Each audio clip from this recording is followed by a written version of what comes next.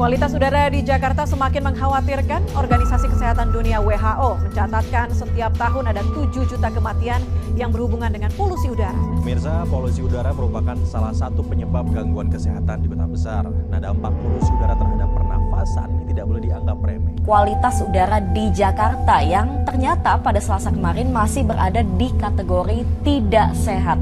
Salah satu penyebab buruknya kualitas udara di ibu kota berasal dari kendaraan berat yang melintas di jalan tol. Ya, Gubernur DKI Jakarta Anies Baswedan berjanji akan mengurangi sumber polusi dari asap kendaraan bermotor. Akui tingginya tingkat polusi di Jakarta salah satunya merupakan kontribusi dari warga Jakarta itu sendiri. Karena bagaimanapun juga tingginya tingkat polusi udara di Jakarta bukan hanya tanggung jawab dari pemerintah, namun juga menjadi tanggung jawab kita bersama.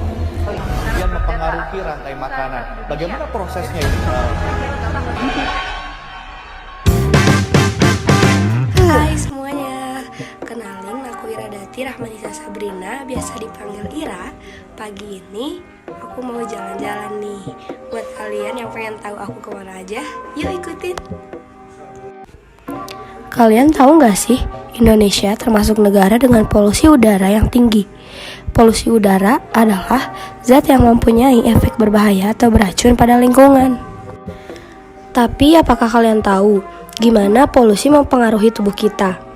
Ada 2 cara polusi untuk memasuki udara. Yang pertama adalah point source, di mana polutan berasal dari satu sumber yang contohnya seperti emisi pabrik. Kemudian, yang kedua ada non-point source seperti kendaraan bermotor. Kendaraan yang biasa digunakan sehari-hari dapat mengakibatkan pencemaran udara, yang dimana pencemaran udara adalah senyawa kimia maupun biologi dalam jumlah banyak yang berdampak bagi kesehatan makhluk hidup. Pencemaran udara terbagi menjadi aktivitas alam dan aktivitas manusia. Seperti contoh, gunung yang menghasilkan abu vulkanik dapat mencemari udara sekitar yang akan berbahaya bagi kesehatan.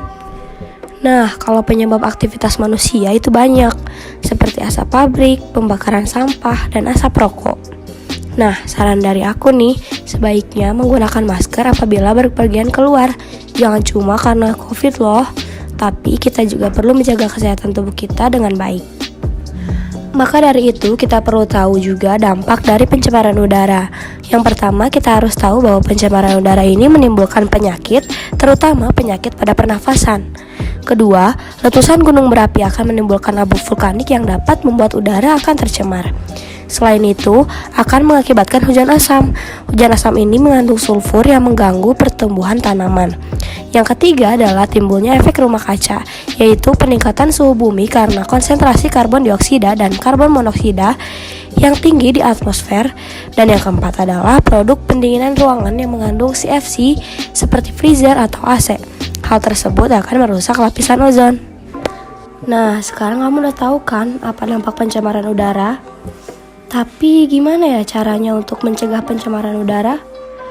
Yuk mulai sekarang, kita mulai dari diri sendiri. Seperti mulai bersepeda, lalu berlari dari kendaraan pribadi ke transport umum, tidak membakar sampah, menghentikan kebiasaan merokok, membatasi pemakaian listrik, dan memelihara banyak tanaman.